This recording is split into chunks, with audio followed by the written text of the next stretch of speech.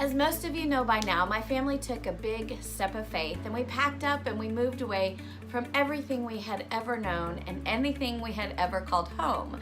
It was a big move because we've always lived in the same town around my family, whom I'm super close to, and around Wade's family, my husband's family, and we loved it and we miss it greatly.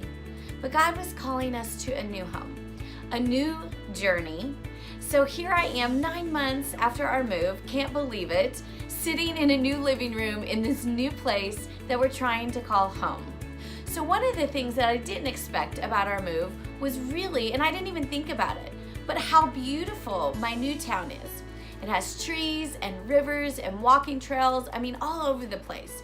This part of the state seems to get a little bit more rain than where I'm from, so everything's green and lush. It reminded me of the Israelites. I can't imagine the overwhelming surprise the Israelites experienced the deeper and deeper they walked into the promised land. See, they were coming from the wilderness, the desert, right? This lush surroundings of the promised land would have brought an excitement that they hadn't felt for a long time, or maybe at all. This beautiful land was theirs. God had given it to them.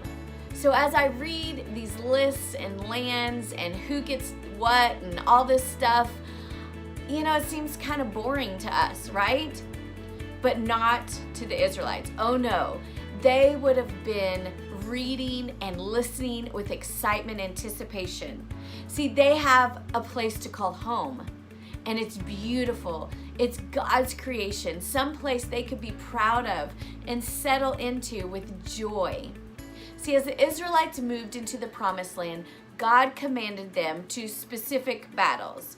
These battles we've already read about in the past chapters of Joshua, and if you remember, all of Israel had to participate in each one of the battles.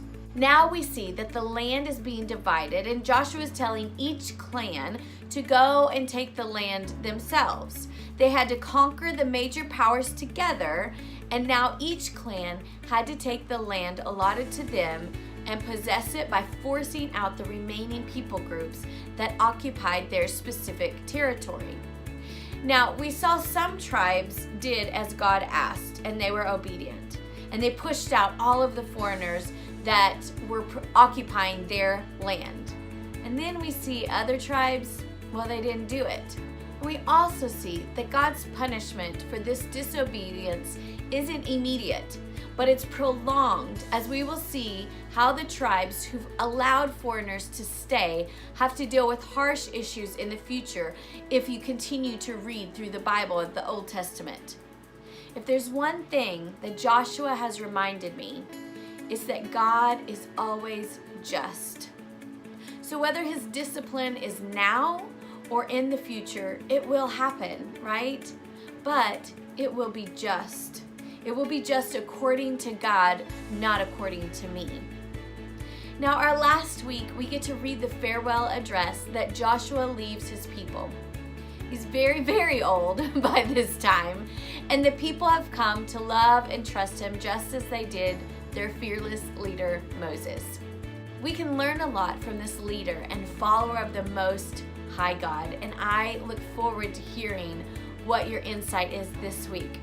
I'm so sad that it's our last week. I can't even believe it. It has flown by so fast. I have so enjoyed it. I pray that we end this last week with a bang. So read your chapters, get on Facebook, ask questions, post your comments. I've heard some great insight from each one of you on Messenger, just you and I talking back and forth. But get on Facebook, post it on there so that other people can hear the truth that God is teaching you. And I so look forward to this last week with you. Please contact me with any prayer requests you have, and I can't wait to see you on Monday. See you then.